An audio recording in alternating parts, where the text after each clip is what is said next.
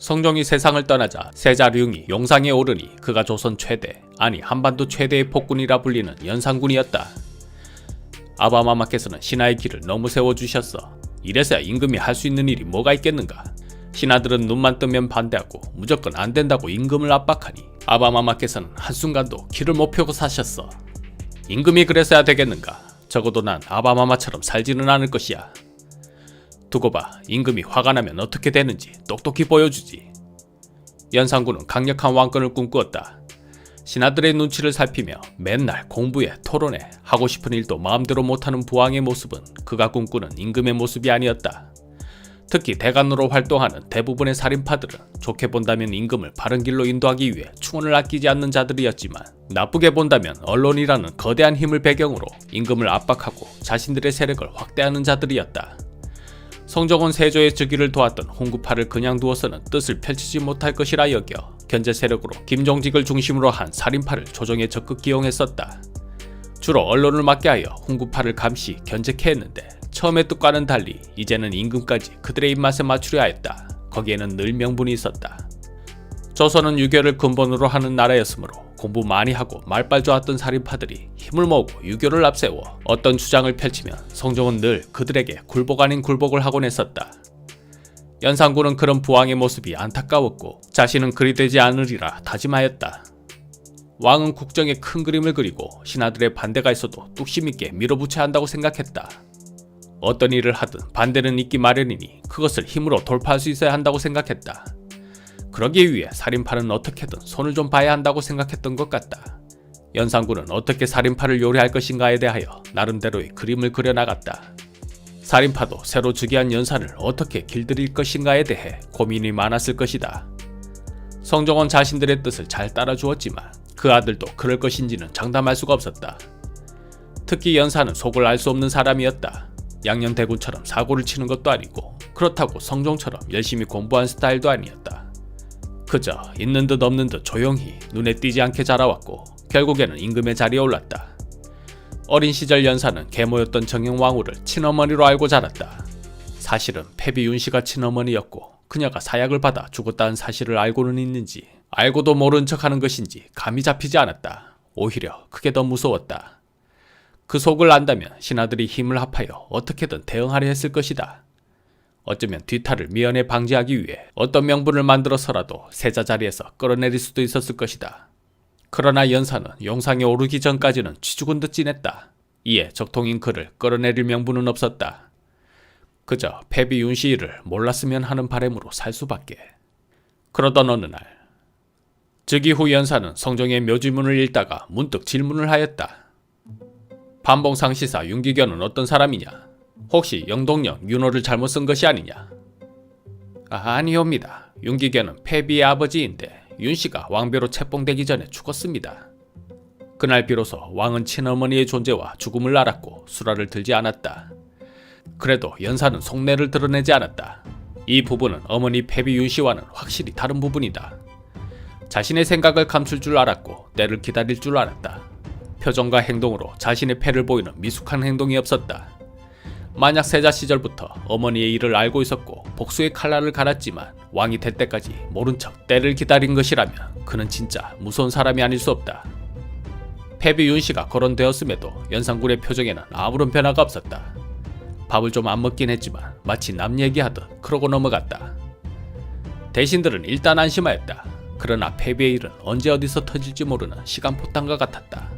하여 이 문제에서만큼은 최대한 조심하며 임금의 비위를 맞추려 했다. 그런데 패비의 묘가 관리가 안 되어 엉망진창이라고 합니다.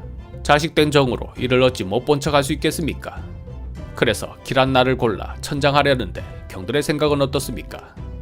연산은 패비 윤씨를 거론하며 자식된 정이라고 했다. 모르긴 몰라도 신하들의 등에는 식은땀이 흘러내렸을 것이다. 노사신이 서둘러 수습하였다. 참으로 지당하신 분부시옵니다. 더 나아가 신주와 사당을 세우고 추승까지 행하셔야 하옵니다. 그래요, 옳은 말씀입니다.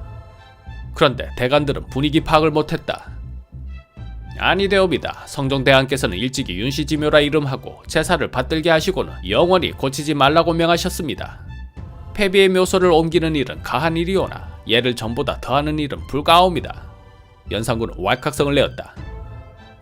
그 말이 참 험하구나. 사람이 아비만 있고 어미가 없으면 어찌 생겨나겠느냐.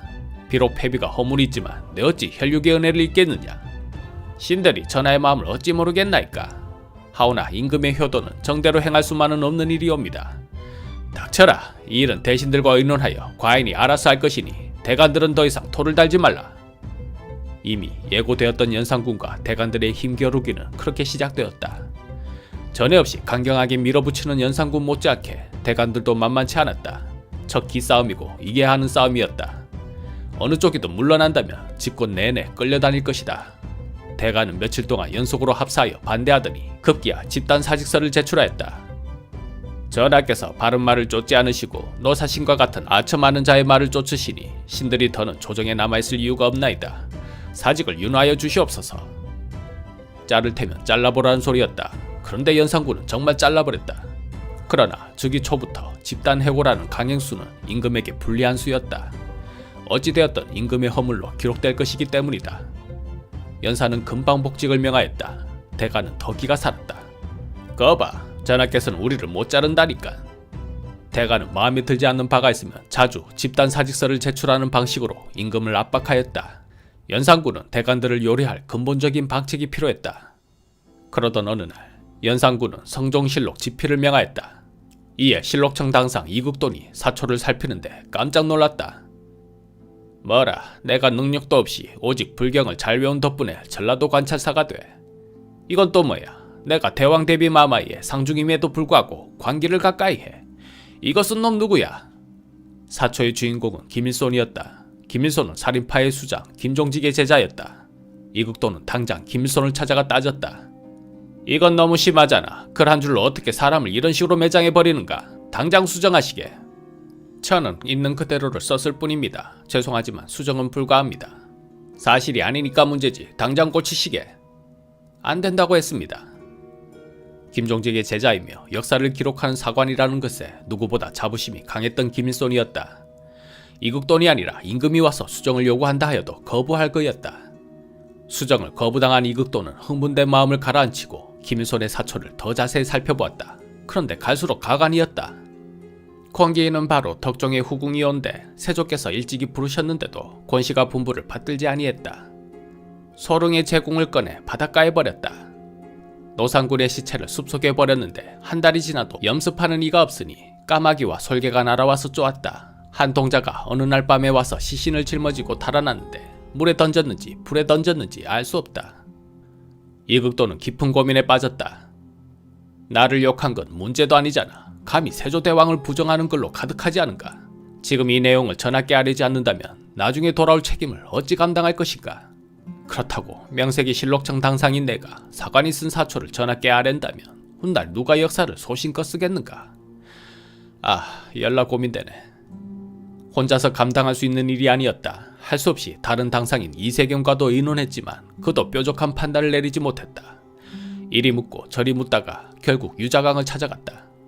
잊을만 하면 어디선가 나타나 대파란을 일으켰던 유자강이 아니었던가. 그냥 넘어갈 사람이 아니었다. 아니, 이게 지금 머뭇거릴 일입니까? 당장 가십시다. 어디를요? 전하께 이 일을 말씀드려야지요. 서울 신분으로 별 능력도 없이 세조백으로 출세했다는 인식이 강했던 유자강이었다. 함께 하자는 남이를 뒤도 돌아보지 않고 일러바쳐 영모죄로 죽게 만들었던 사람이었다. 그래서 그런지 간신 혹은 배신자라는 이미지가 강했고 세조가 죽은 이후로는 대신들 틈에도 대간들 틈에도 끼지 못하고 은근히 따돌림을 당했다. 그랬던 유자강은 김일손의 사초를 발판으로 또 한 번 인생 역전을 노렸다. 윤필상, 노사신, 한치영을 만나 의논하고는 우리 중에 세조대왕의 은혜를 입지 않은 사람이 누가 있습니까? 은혜를 입었으면 갚아야지요. 그렇습니다. 허면 이 일을 전하께 아뢰는 것이. 연산군은 노발대발하였다. 어쩌면 기다리던 기회였는지도 모르겠다. 당장 김사신을 체포하고 그놈이 쓴 사초를 가져오너라. 내가 좀 봐야겠다. 이극도는 일단 말렸다. 전하, 왕이 사초를 보게 되면 후세의 사관들이 어떻게 소신 있는 집필을 하겠나이까. 후세고 나발이고 난 지금 그 내용을 봐야겠으니 당장 가져오너라. 정그릇이 오면 문제되는 부분의 글만 선별하여 올리겠나이다. 그리하라. 곧바로 김일손이 체포되어 왔다. 분노한 연산군은 직접 군문하였다. 네 놈이 쓰기를 공기인은 바로 덕종의 후궁인데 세조께서 일찍이 부르셨는데도 권씨가 분부를 받들지 아니했다고 하였다. 이건 무슨 의도냐? 세조대왕께서 그것도 며느리를 어떻게 할 생각이었단 것이냐? 신은 들은 대로 썼을 뿐입니다. 누구한테 들은 것이냐? 공기인의 조카인 허반에게서 들었사옵니다. 허반의 증언은 달랐다. 그것이 아니었고 세조께서는 의경세자의 상을 마친 뒤 후궁 권씨의 건강이 염려되어 육식을 권했는데 권씨가 먹지 않으니 화를 내셨다고 합니다. 그러자 권씨가 달아났습니다. 황보인과 김종석에는 왜 역적이란 표현이 없느냐?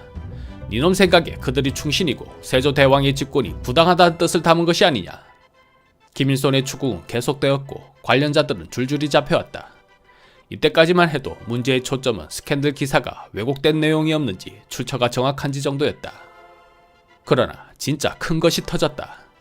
국문의 총책이었던 유자강이 엄청난 기록을 발견하여 연산에게 보고하였다. 조의제문, 이것이 무엇인가? 사림의 수장이었던 김종직이 세조대왕의 직권을 찬탈로 풍자하여 지은 문서이옵니다. 김일손은 김종직의 제자이고 스승의 글을 사초에다 끼워 넣은 것이옵니다. 무슨 내용이길래 그리 말하는 것이냐? 하나같이 세조대왕을 부정하는 글이었사옵니다. 내용을 아주 어렵게 꼬았으면서 파악하기 어렵게 만들어 놓았기 때문에 그동안 아무도 그 불경함을 지적하지 못했사옵니다. 하지만 신이 누굽니까? 신이 김종직의 글을 해독하여 그의 역심을 밝혀냈사옵니다. 자세히 말해보아라. 겉으로 보기에는 항우에게 살해되었던 초회양의 이야기를 적은 것이나 실은 항우는 세조대왕에 비한 것이고 회양은 노산을 가리켜 노산군의 폐위가 부당하다고 주장하고 개유정난을 비판했습니다. 듣고 보니 과연 그렇구나. 이 자들은 세조대왕의 녹봉을 따박따박 받아먹으면서 뒤에서는 이런 호박씨를 까고 있었다니 이 얼마나 소름 끼치는 자들인가. 이놈들을 어찌하면 좋겠느냐. 백가는 이들의 형을 의논해 아래도록 하라. 사태는 심각하였다. 신하들은 지위고하를 막론하고 극형을 주청했다. 살기 위해서는 그래야 했다. 심지어 김종직의 제자들도 그렇게 주장했다. 그들로서도 빠른 꼬리 자르기가 필요했었다. 유자광은 이번 기회에 사림 전체를 제거해야 된다는 강경론을 주장하였다. 이 자들은 도저히 용서가 안 되는 자들입니다. 간단들 전체를 뿌리 뽑아야 뒤탈이 없을 것입니다. 노사신은 온건론을 주청하였다. 청론하는 선비가 없는 것은 결코 나라의 복이 아닙니다. 결국 김종진은 부관 참시되고 사초를 썼던 김일손은 능지처사, 김일손의 편을 들거나 정보를 줬던 이목, 허반은 참수, 그 외 김종직의 제자들은 장백대를 맞고 유배되었다. 이른바 무오사하라 불리는 이 일은 그렇게 마무리되었다. 무오사화로 가장 큰 이익을 본 사람은 누구일까? 역시 무리들 사이에서 은따를 당했던 유자강이었다. 이번 일로 단번에 영향력 1위의 신하가 되었으니 그날 이후로는 누구도 유자강을 무시하지 못했다. 그러나 진정한 승자는 따로 있었으니 바로 연산군이었다. 연산군은 김일손의 사초를 미끼로 유자광이란 사냥개를 앞세워 살인파들을 단숨에 제압해버렸다. 준비된 전략이었다면 대단한 전략가였고 우연히 얻어 걸린 것이라 하더라도 기회를 이용할 줄 아는 정치 감각이 탁월하다 할 것이다. 연산은 즉 이후 왕으로서의 기선제압을 제대로 한 것이다. 이후 대간들은 왕에 대해 함부로 비판하지 못했다. 그랬다간 속을 알 수 없는 연산이 또 무슨 카드를 꺼내들지 알 수가 없었다. 성종과 달리 연산은 매우 두려운 임금이었다. 하지만 사림 세력은 그렇게 눌렀지만 훈구 세력은 아직 건재하였다. 원하는 강력한 왕권을 위해서는 훈구 세력도 손을 좀 봐야 했다.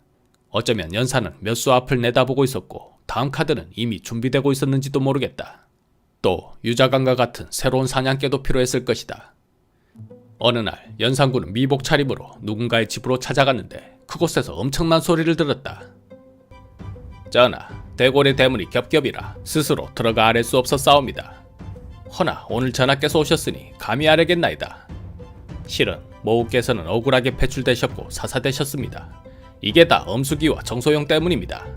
저는 어떻게든 막아보려 했사오나 간신들의 농간을 당해낼 수가 없었사옵니다.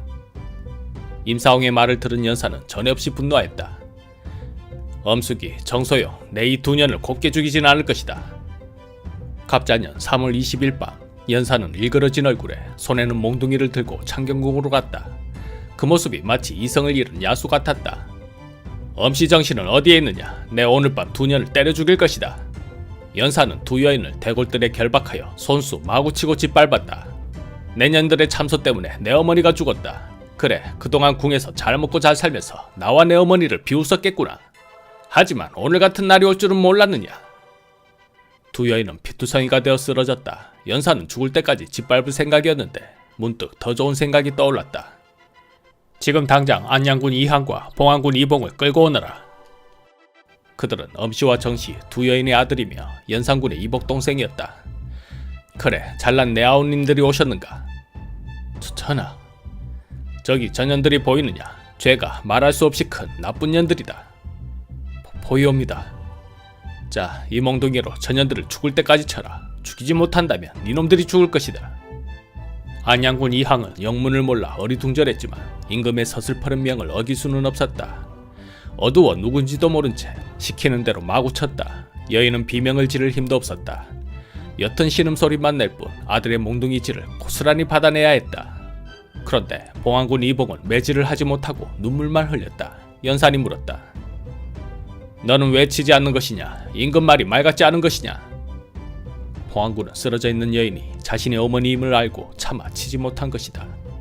에이, 쓸모없는 놈, 시키는 일도 제대로 못하느냐? 연사는 사람을 시켜 엄씨와 정씨를 죽을 때까지 때리게 하였다. 그걸로는 분이 풀리지 않았다.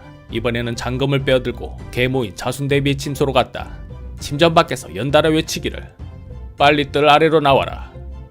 상황이 매우 급박하여 시녀들이 모두 흩어져 달아났다. 어머니, 소자가 왔다고 하지 않습니까? 어서 나와보세요. 그래도 대비는 나오지 않았다. 오냐, 나오지 않으면 내가 끌어낼 것이다. 연사는 장검을 들고 들어가 정말 일을 낼 분위기였다. 그때 중전 신씨가 쫓아와 말렸다.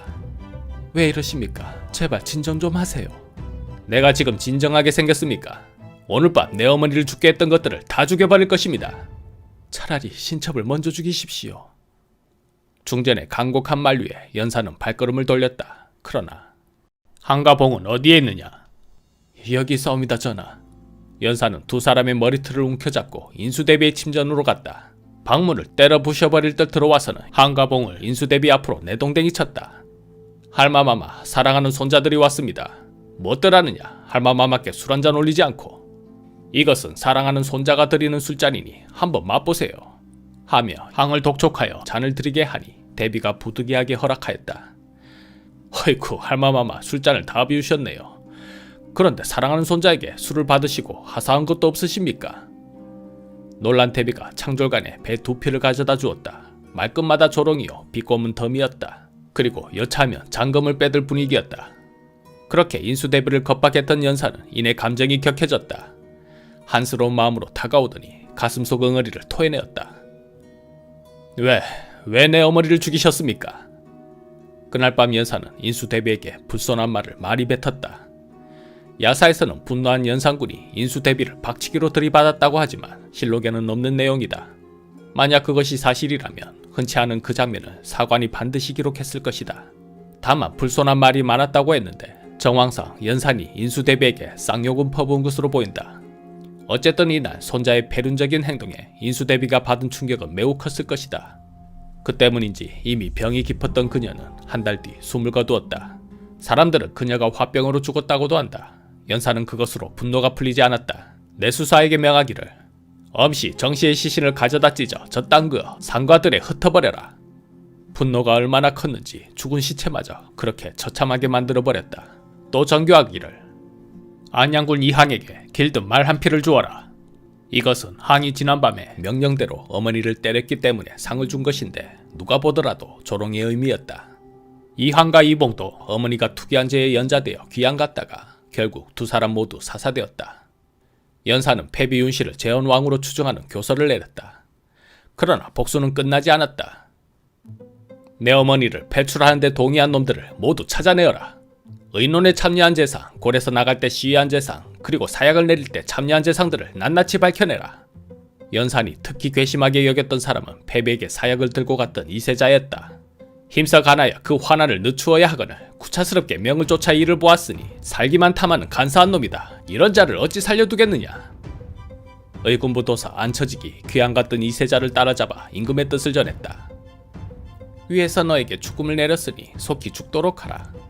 이세자가 손을 잡고 엎드려 말하기를 시인이 중죄를 범하였는데 몸과 머리가 나누어짐을 면하게 되었으니 성상의 은혜가 지극하옵니다. 어찌 조금이라도 지체하겠나이까. 그러고는 정자나무를 쳐다보며 말하기를 자진이란 정말 어렵소. 이 나무에 목맬 수 있으나 가려운 것이 없어 안 되겠소. 하며 극염 민가로 가서 대들보에 목을 메어 죽었다. 연사는 이세자의 최후가 궁금하였다. 생각으로는 오줌 질질 싸며 살려달라고 애원했기를 바랬다. 하지만 그래, 그놈의 안색이 어떠했느냐. 안색은 변하지 않고 평상시와 같았습니다. 젠장, 죽으면서까지 그놈의 잘난 척은. 다음은 윤필상이었다. 무오사화 때 살인파의 제거에 참여했던 그는 갑자사화 때에는 반대로 제거 대상이 되었다. 윤필상은 세조조의 공신이었으나 사직이 아니는 생각치 않고 내 어머니의 폐위를 막지 못했으니 죄가 매우 크다. 그놈을 사사하라. 그 또한 죽음의 순간에도 두려워하지 않고 의연하였다.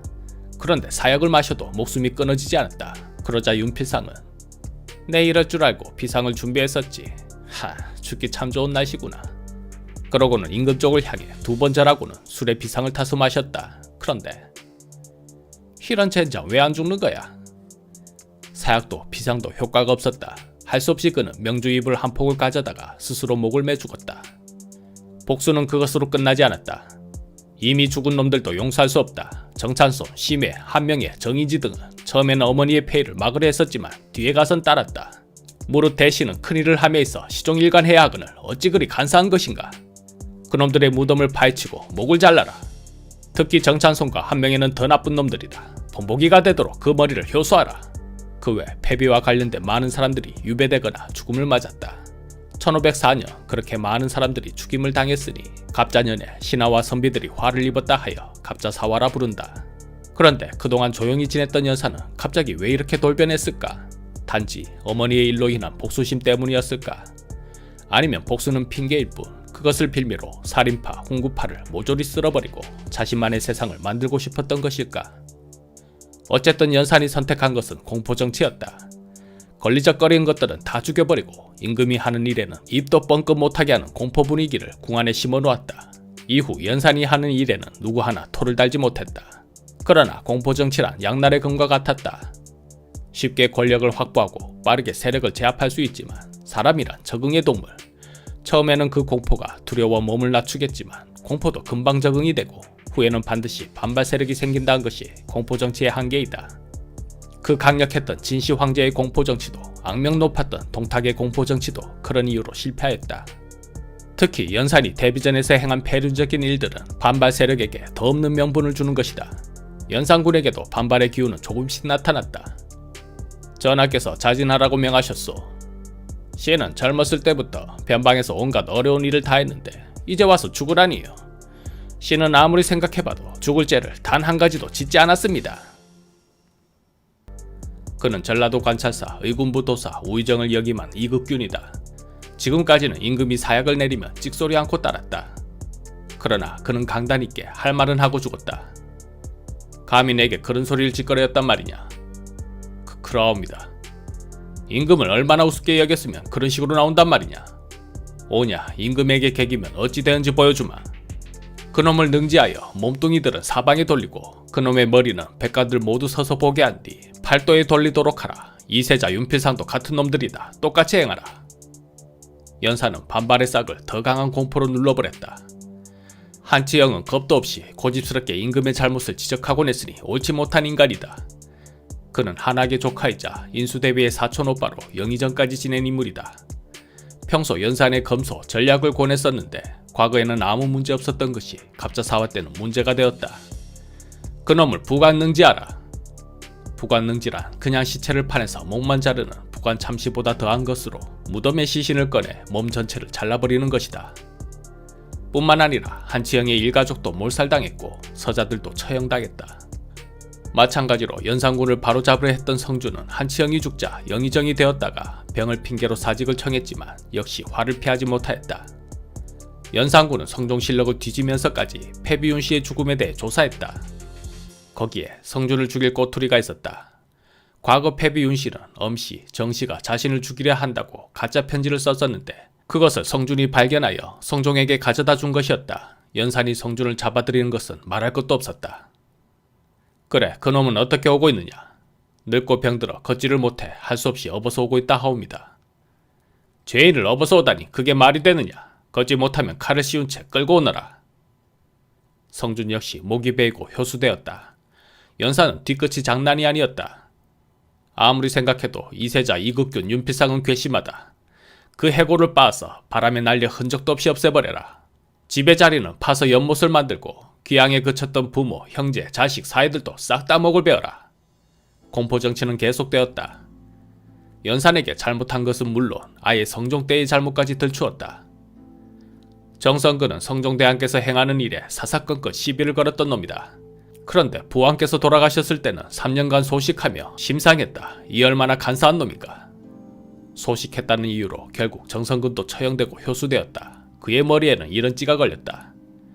간사한 생각, 거짓 충성으로 은밀히 아첨하고 거짓으로 3년간 소식한 죄. 이렇게 효수할 때마다 머리에는 죄명을 적어 붙였다. 오락을 멀리하는 것 등에 5가지 상소를 올렸던 조지서도 목이 달아났는데 그의 머리에는 이런 찌가 걸렸다. 스스로 높은 체하며 군주를 능멸한 죄. 하루는 여러 신하들에게 시를 지어 바치도록 했는데 정인인 혼자 2편의 시를 짓자 목이 달아났다. 죄명은 혼자서만 튀어 보이려고 한 죄였다. 그렇게 연사는 온갖 것들을 죄명을 씌워 죽였다. 패비 윤씨에게 잘못했던 죄, 과거에 잘못했던 죄, 현재 잘못한 죄를 들먹이며 마구 죽였다. 어느 날은 갑자기 중국 수박을 먹고 싶구나. 어서 가서 구해오너라. 처천아, 먼 곳에 기이한 음식을 억지로 가져온 것이 불가온데 하물며 중국에서 구하는 일이겠습니까? 가지고 온다 하여도 수개월 운반 중에 반드시 상할 것입니다. 임금이 먹고 싶다는데 감히 불가하다 말했던 김철력도 목이 달아나 효수되었다. 말 한마디 잘못하여도 목이 달아난데 상소하여 임금의 잘못을 지적하는 일은 꿈도 못 꿀 일이다. 신하라 들은 것이 있어도 못 들은 척하고 본 것이 있어도 못 본 채 해야 한다. 어디 감히 상소질인가. 이 기간 연사는 임금을 능멸하는 자와의 전쟁을 선포한 것과 같았다. 이때를 풍속을 고치는 때라 하여 사소한 잘못도 중형을 주어 본보기로 삼았다. 당연히 수많은 사람이 잡혀들어 가정고초를 당했다. 갑자사화가 시작되고 수십여 일이 지난 어느 날 연사는 슬며시 자신의 속마음을 내비치었다. 요사이 과인이 특별히 죄인들을 엄히 처리하니 다들 놀랍고 두려울 것이다. 내가 다 개혁하려는 일들이 좀 포악한 정치에 가깝기는 하지만 이렇게 해야 아름다운 풍속을 만들 수 있으니 나도 어쩔 수가 없구나. 연산군이 제정신이 돌아온 것일까? 하지만 미끼를 던졌다 하여 덥석 물면 또 무슨 사달이 날지 모른다. 하지만 폭정을 말리긴 해야 했다. 최대한 조심스럽게. 죄를 지은 사람들이었고 죄명도 분명히 밝혔는데 누가 감히 놀라워하겠나이까. 전하께서 살펴주시어 이제는 풍속이 변하였고 대소실로 모두 마음을 고쳐 각자의 일에 충실히 임하고 있사옵니다. 한마디로 그만하면 됐으니 사람 좀 그만 죽이라는 말을 최대한 거슬리지 않게 한 것이다. 그런데 연사는 풍속이 어찌 하루아침에 바뀌겠느냐. 이대로 딱 10년만 더 하면 바뀔 것도 같은데. 그렇게 공포정치는 끝없이 계속되었다. 죄인을 잡아올 때는 손바닥을 깨어 끌고 왔고 배를 가르고 뼈를 바르는 등 연산이 생각할 수 있는 최대한의 잔혹함을 있는 대로 동원하였다. 죄인의 시작은 연산의 기억이었다. 그의 기억에 기분 나쁜 말을 했던 자, 건방졌던 자 모두 끄잡아내야 했으니 기억만으로는 아무래도 한계가 있었다. 그래서 연산은 새로운 아이디어를 냈다. 과거 잘못한 것이 있으면 과인에게 알아서 고하여라. 그리하면 목숨만은 살려줄 것이니 단 일의 주도자는 용서하지 않겠다. 자신의 잘못을 알아서 빌게 하고 신하들끼리 서로 고발하게 만드는 작전이었다. 이러면 연산의 기억이 없는 자들도 모두 죽일 수 있고 신하들은 제 한 목숨 살기 바쁠 것이니 감히 반역할 꿈을 꾸지 못할 것이다. 효과는 있었다. 박열과 권근이 알아서 찾아와 죄를 빌었다.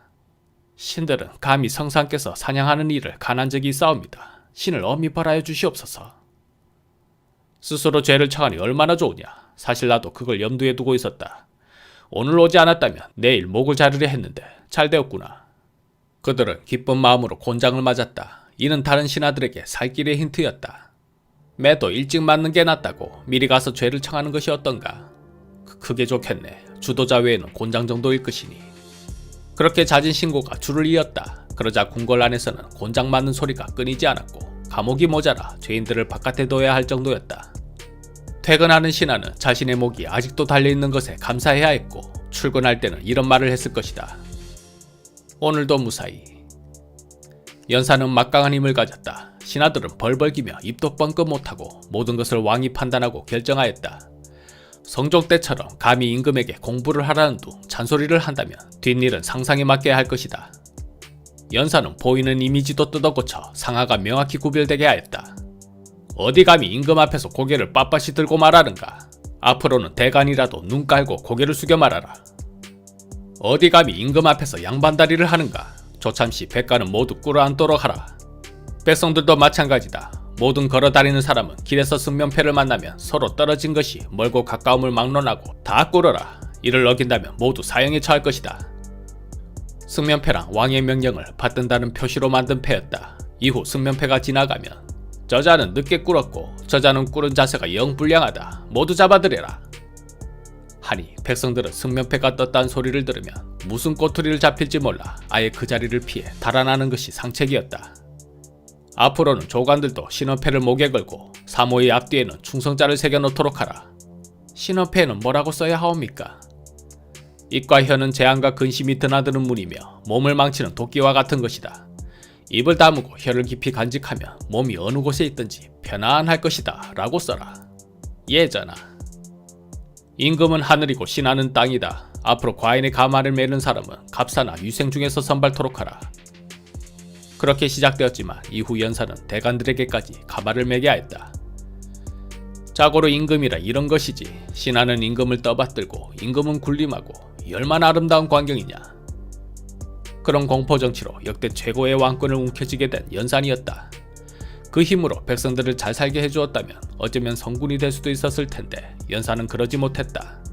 아니, 그럴 생각도 하지 않았다. 그 힘을 오직 자신의 기쁨과 만족을 위해 썼다. 과거 정도전이 재상 중심의 국가를 설계하고자 했을 때 그 이유가 임금은 세습되고 언젠가는 폭군이 나타나기 때문이라 했다. 정도전이 걱정했던 바가 딱 연산군에서 실현된 것이다. 어쩌면 연산의 롤모델은 주원장이었는지도 모르겠다. 주원장 또한 신하들을 엄청나게 죽였었다. 하지만 그는 연산과는 다르게 후세의 명군으로 평가받는 편이다. 신하들을 때려잡았어도 백성들은 살기 좋은 세상을 만들었기 때문이다. 주원장은 스스로 일중독자가 될 정도였고 관료들도 빡세게 굴려 일시켰다. 그것들은 백성들의 태평성대를 위한 밑거름이 되었다. 그것이 연산군과 주원장의 차이였다. 신료들을 완벽히 제압한 연산은 그 힘으로 본격적으로 즐기기 시작하였다. 날씨도 좋은데 오늘 사냥이나 가야겠다. 준비들 하거라. 말 떨어지면 신하들은 안전하고 즐거운 사냥이 될 수 있도록 최선을 다해야 했다. 잘못했다가는 목이 성치 않을 것이다. 전하께서 사냥을 위해 이곳을 지나칠 것이다. 허니 오늘 안으로 집을 비우도록 하라. 우리 마누라가 어제 출산하고 산후조리 중입니다. 이 엄동설안에 어떻게 집을 비우란 말씀이십니까? 그럼 비우지 말아보게. 어떻게 되나 보게. 연사는 마음에 들었다. 거리가 조용한 것이 좋구나. 하지만 이것 또한 비효율적이지 않은가. 내가 나갈 때마다 비운 애만에 시끄럽게 하는 것이. 그럼 내일부터는 그냥 집안에 있으라고 할까요? 그게 아니라 그냥 백성들을 싹 다 내보내면 사냥을 할 때마다 비운 애만에 지랄 떨지 않아도 될 것 아닌가. 그럼 백성들의 원망이. 백성이 중요하냐 내가 중요하냐. 당연히 전하께서 중요하시지요. 명대로 거행하겠나이다. 대신 백성들에게는 집터를 제공하고 큰 집, 중간집, 작은 집으로 등급을 나누어 각각 무명 50필, 30필, 15필을 지급하라. 보상급을 지급한다 하더라도 지금이 겨울이라 백성들의 어려움이 많을 것입니다. 시간을 좀 주신다면 잡음 없이 철거토록 하겠나이다. 알았다. 그럼 조금 기다려줄 테니 봄에는 내가 아무 문제 없이 사냥을 즐길 수 있게 하라. 성은이 만극하옵니다. 연사는 궁성을 중심으로 금을 그어 백성이 살지 못하게 하고 금표구역은 성과 담을 쌓아 구분하였다. 백성이 떠난 자리에는 동물들을 풀어놓고 사냥터로 삼아 놀았는데 만약 여기에 들어가는 자가 있다면 목을 베어 조리를 돌리고 삼족을 멸하겠다고 공표하였다. 처음에 궁성 중심으로 그어진 금표는 계속 넓어져 사방 백리에 이르렀다. 금표 안은 누구도 출입하지 못하니 도둑이 갈 곳이 없으면 금표 너머로 달아났다. 지금까지의 왕들은 사냥을 좋아하되 눈치 보며 적당히 했다면 연사는 사냥을 마음껏 즐길 수 있는 시스템을 만들어버렸다. 그것만으로는 부족했다. 사냥 다음에 연산이 원했던 것이 뭐였을까? 당연히 여자였다. 전국의 땅이 모두 내 땅인 것처럼 전국의 미녀들 또한 다 내 여자다. 오늘부터 전국의 미녀들을 뽑아 궁으로 들이도록 하라. 미녀는 몇 명을 뽑을까요? 지금은 역대 가장 태평한 시대가 아니냐. 물론 내가 워낙 잘해서 그렇지만 허니 태평성대에 걸맞게 한 1000명은 되어야 하지 않겠느냐. 1000명이나요? 왜 문제 있냐? 아니옵니다. 당장 거행하겠나이다. 아 잠깐, 1000명이라 하여 개나 소나 막 뽑아서는 아니 된다. 일단 무조건 예뻐야 하고 노래와 춤도 되어야 한다. 예쁘고 노래와 춤 알겠사옵니다. 누구의 명이라고 거역할 수 있으랴 관리들은 전국의 미녀들을 찾기 위해 혈안이 되었다. 또한 연주할 악공도 1000명을 들이고 뽑는 김에 좋은 말들도 뽑았다. 그러나 예쁜 여인을 찾는 일도 어려운데 춤과 노래까지 되는 일을 찾기란 쉬운 일이 아니었다. 이에 채홍사를 파견하여 전국을 뒤졌다.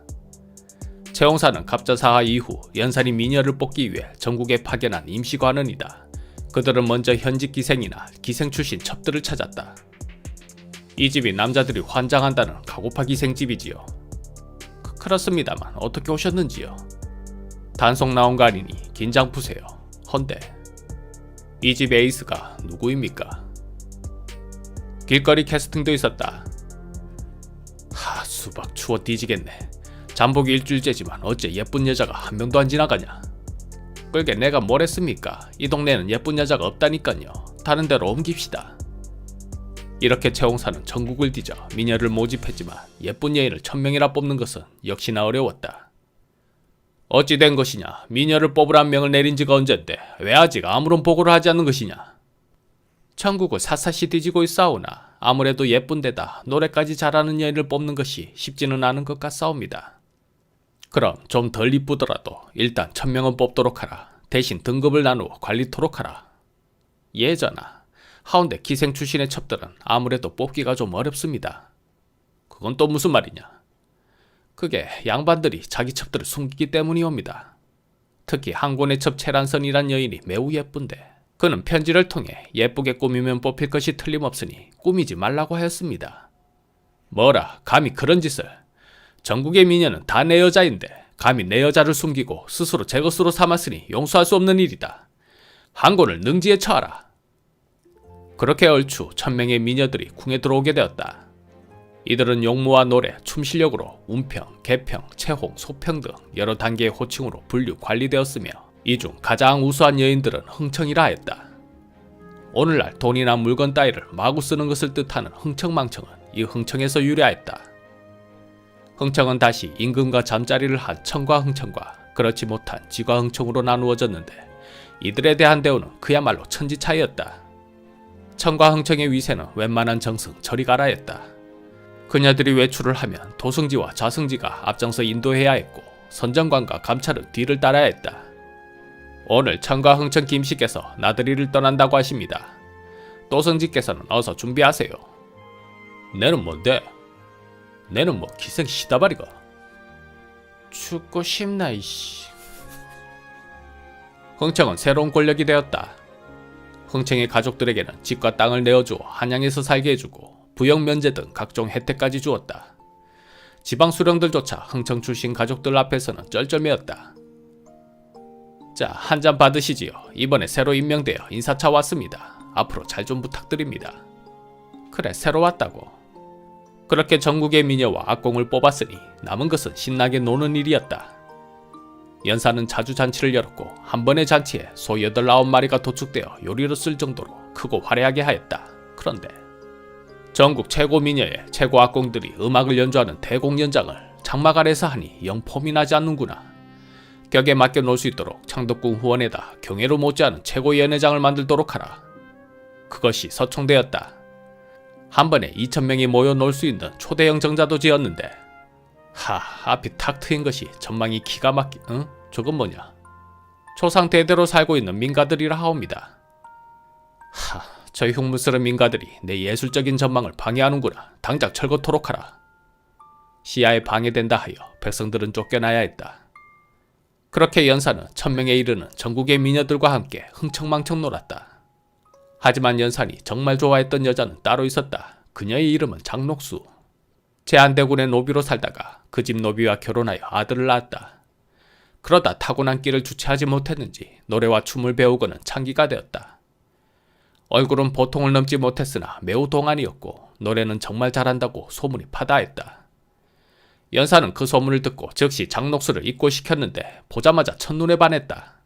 피부가 어찌 이렇게 맑고 고운 것이냐. 얼굴이 보통이라더니 그놈들의 눈이 삐었는 것이지. 내 보기에 너만한 미인이 없다. 몸매도 아주 끝내주는구나. 그녀의 진짜 매력은 외모가 아니었다. 남자를 아주 그냥 살살 녹이는 특이한 재주가 있었다. 교태를 부리며 연산의 혼을 빼놓는 것은 일상이었고 때론 반말을 하며 연산을 막대하더니 심지어는 노예 부리듯 하였다. 연산은 그런 그녀가 더 끌렸다.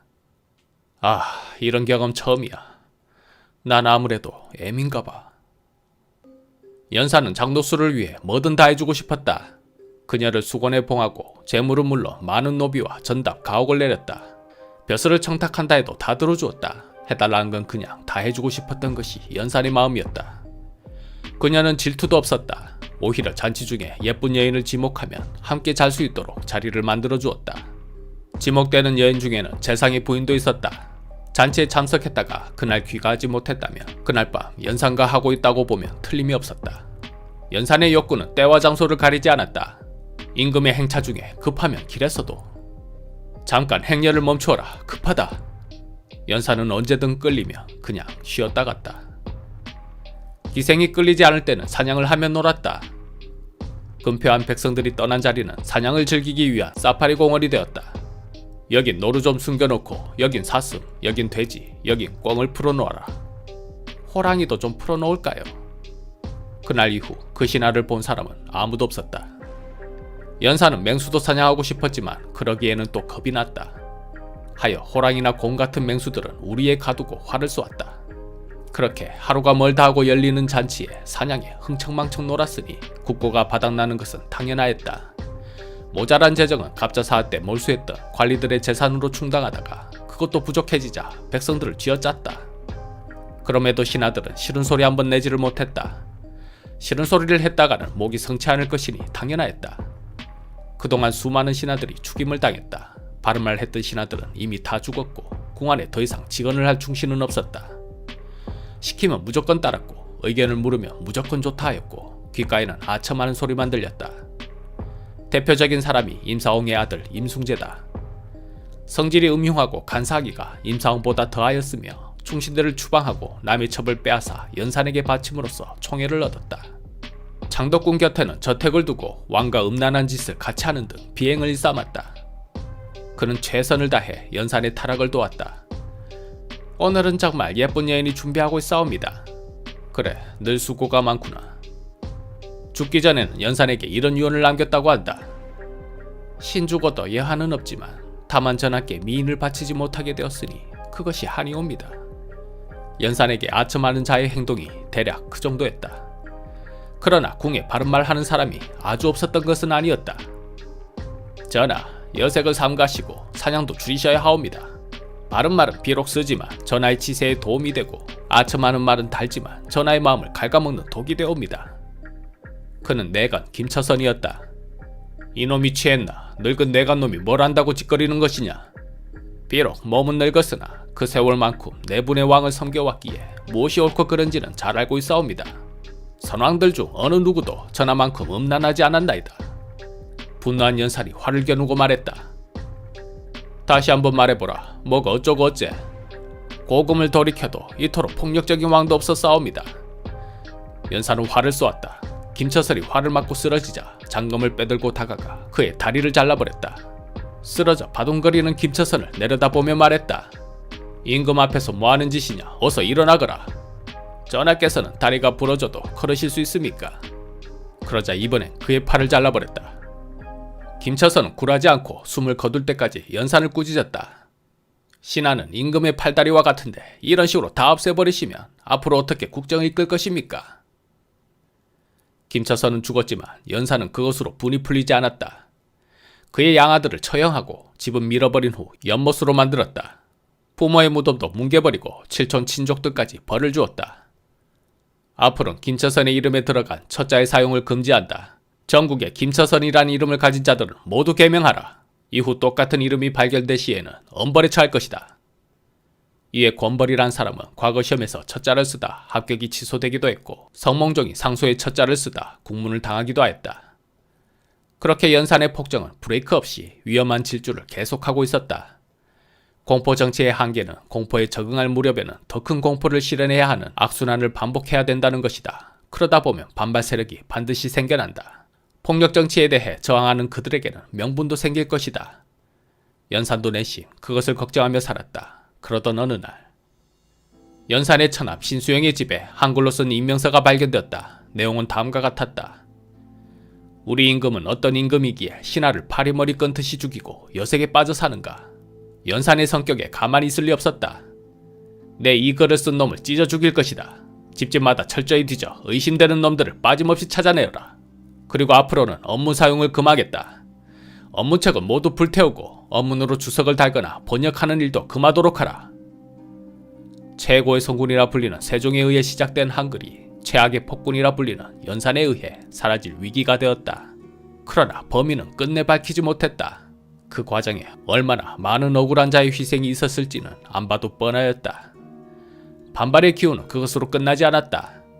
종로의 기둥에 또 익명서가 붙었는데 임금의 시해하는 도가 전에도 있으니 가엾은 백성들아 나의 의병을 따르라. 이러니 또 범인을 잡는다고 수많은 사람들이 국문을 다하고 억울한 일을 당하였다. 연산은 겁이 났다. 민심이 그러하니 혹시라도 자객이라도 나타날까 걱정되었다. 어느 날은 사냥을 하다가 갑자기 황새 한 마리가 날아들었는데 그 정도에도 연산은 혼비백산하였다. 각도 관찰사에 명해 전국의 황새들을 모두 죽여 씨를 말리도록 하라. 이후 내 눈에 또다시 황새가 보인다면 죽음으로 죄를 물을 것이다. 그만큼 민심이 흉흉하다는 것을 연산도 느낀 것이다. 그러던 어느 날 월산대군 이정의 아내는 연산이 간통하여 늘 궁중에 있었는데 보다 못한 그녀의 동생이 분개하며 말하였다. 누님께서는 왜 참고만 사십니까? 나 같으면 그렇게 다하고 사느니 차라리 약을 먹고 죽겠소이다. 그의 이름은 박원조. 체구가 단단하고 무예가 뛰어났던 그는 연산의 총애를 받았었다. 누구나 예스맨이 되었던 그 시절 박원종은 유일하게 노라고 말할 줄 아는 사람이었다. 경기 관찰사로 있을 때는 글을 올려 금표의 범인을 추려달라고 요구하기도 하였다. 다른 신료들이라면 상상도 할 수 없는 일이었지만 연산은 박원종의 말은 곧장 따랐다. 알았다. 김포 통진 강가에 사는 민가와 옛 관주 강사는 표 안에 넣지 말고 백운사는 산 밑에 표를 세우라. 이상할이 많지 연산은 그의 말은 잘 들어주었다. 어쩌면 좋아했던 그녀의 동생이어서 그랬는지도 모르겠다. 어느 날은 분부하신 대로 사냥 준비를 마쳤습니다. 하오나 뭐 이번엔 또 무슨 딴죽을 걸고 싶은 것이냐. 그게 아니었고 중국 사신도 온다는데 어떻게 처리하오리까. 연산이 왈칵성을 내며 말했다. 뭘 어째 그냥 병행하면 되지. 사신 온다고 내가 사냥을 포기해야겠느냐. 오냐 했더니 끝이 없구나. 전에는 표 세운 곳으로 뭐라 하더니 지금은 또 이런 일로 시비냐. 매우 옳지 못하다. 한 뒤끝 하는 연산이었다. 그가 가만히 생각해보니 기분 나빴다는 이유로 죽였던 신하들이 어디 한둘이었는가.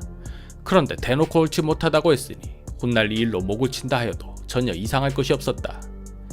박원종은 이때를 기점으로 신변의 위협을 느꼈을 것이다. 그런데 얼마 후 그의 누이 박씨가 정말로 약을 먹고 죽어버렸다. 연산은 크게 슬퍼하였다. 박씨에 대한 연산의 정은 남달랐다. 어릴 때 잔병치레가 잦아 백부였던 월산군의 집에 자주 피접을 나갔었는데 그때 박씨를 처음 만났었다. 박씨는 미모가 대단했던 여인이었다. 어린 연산의 눈에 박씨는 그냥 천사처럼 보였을 것이다. 박씨 또한 연산을 어머니처럼 따뜻하게 대해주었다. 그것 때문인지 박씨에 대한 연산군의 예우는 지나칠 정도였다. 박씨에게 노비 50구를 내려라. 쌀 50석을 하사하라. 세자의 양육도 박씨에게 맡긴다. 연산은 박씨에게 처소를 내어주고 자주 그곳을 방문했다. 이 때문에 박씨와 연산군 사이에는 이상한 소문이 떠돌기 시작하였다. 글쎄 임금이 밤마다 몰래 그 집에 들어가서 박씨랑 한다고 하지 않는가. 말도 안 되는 소리. 임금은 20대고 박씨 나이가 50대 중반 정도 될 텐데 어떻게 한단 말인가. 첫사랑 아이가. 남자는 원래 첫사랑 앞에서는 나이고 뭐고 없다. 그런가. 그런 중에 박씨가 음독 자살했으니 또 이런 소문이 떠돌았다. 했어. 그래서 임신이 되니까 쪽팔리가 약을 먹고 죽어빛네. 그렇다고 자살까지. 왕실에서 백모와 조카가 그 짓을 하다 임신을 했는데 자네라면 부끄럽지 않겠는가? 필시 그것 때문일 것이야. 연산군 일기는 이렇게 적었다. 월산대군 이정에 처 승평부 부인 박씨가 죽었다. 사람들이 왕에게 총애를 받아 잉태하자 약을 먹고 죽었다고 말했다. 누구보다 괴로운 사람은 박원종이었다. 누니, 홧김에 말한 것을 가지고 정말로 이러시면 어떡합니까? 나는 앞으로 어찌 살라고요? 그는 밤새도록 목 놓아 울었다. 그리고 무언가 결심하였다.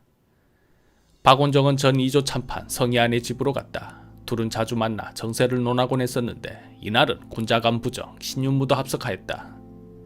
이대로는 안 됩니다. 임금은 사치와 사냥을 일삼고 음란하기가 이루 말로 표현할 수가 없습니다. 국고는 바닥이 나고 세금과 공납 증가로 백성들의 삶은 도탄에 빠졌습니다. 임금이 이토록 포악한 정치를 하니 어디서 무슨 반란이 터진다 해도 이상할 것이 없습니다.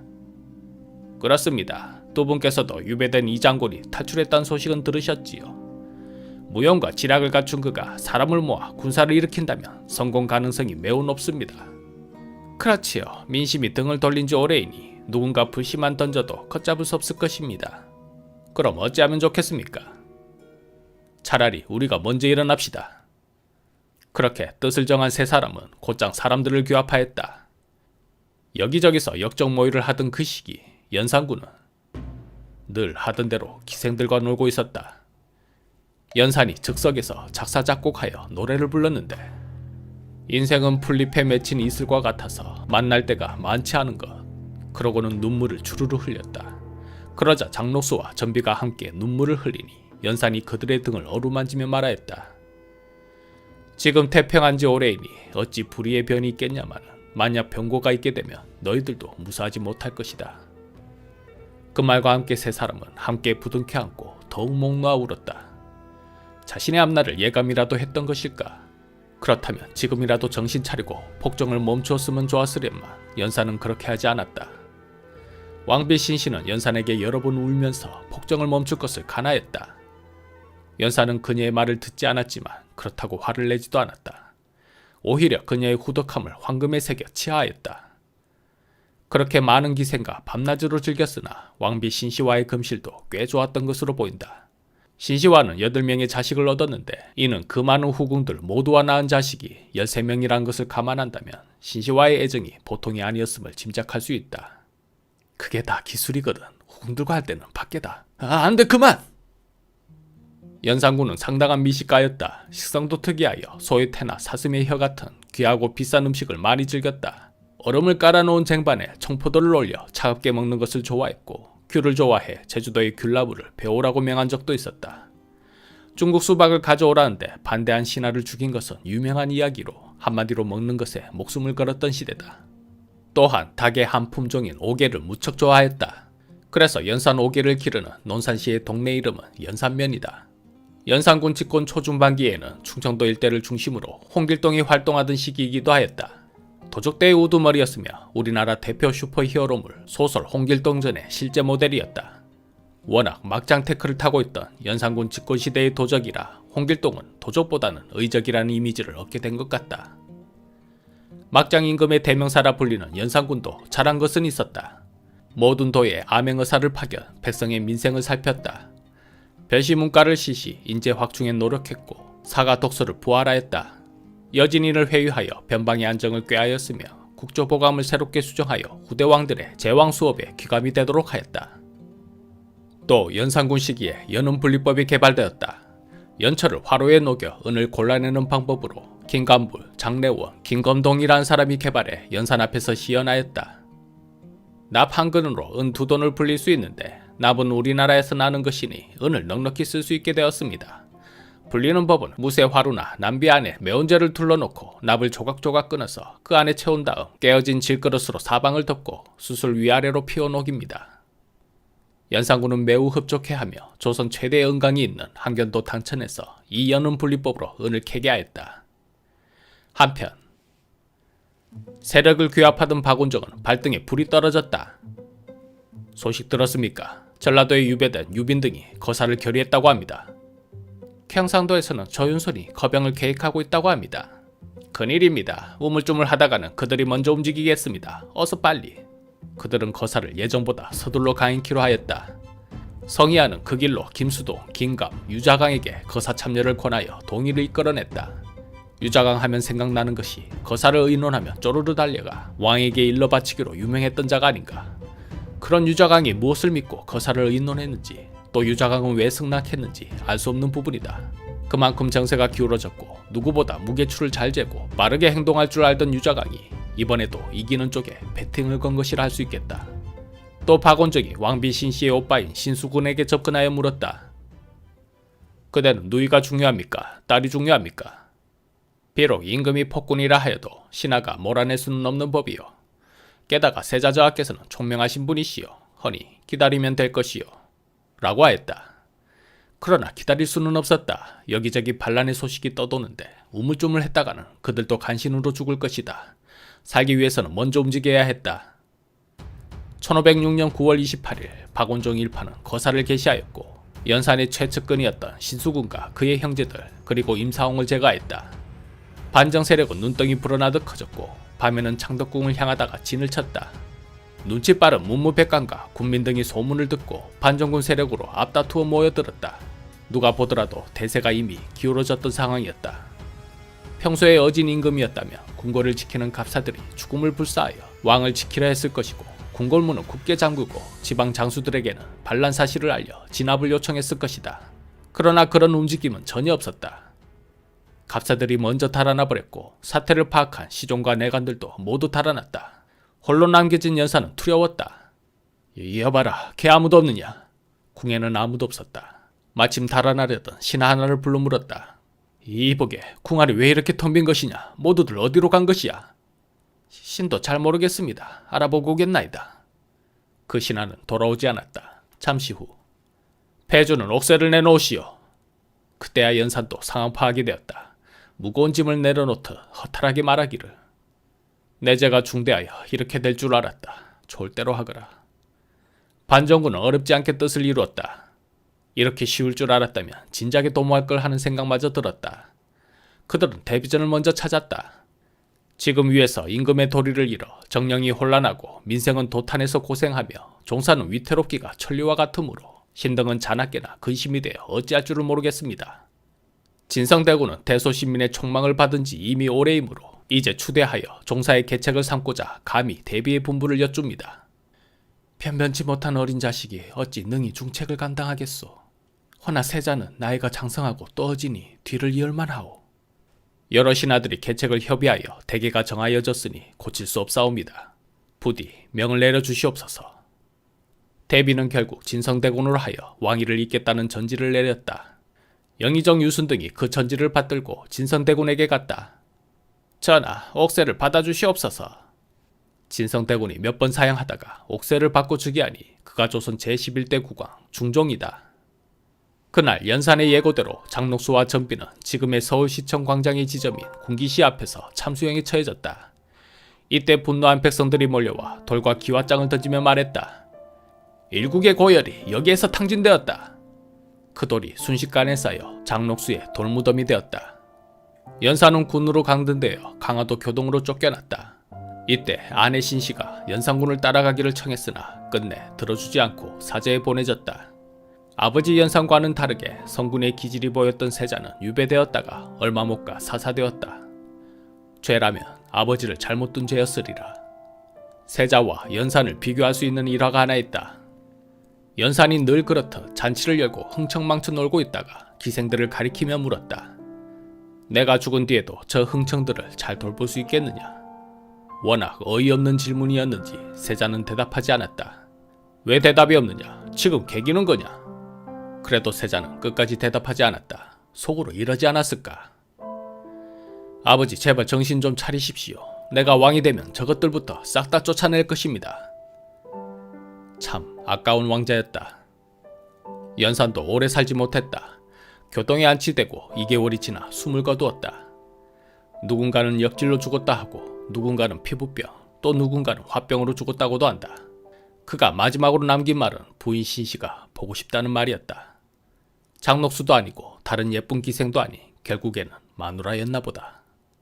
어쨌든 중종은 반정을 통해 왕이 올랐으니 왕권이 연산 때와는 극과 극이 되었다.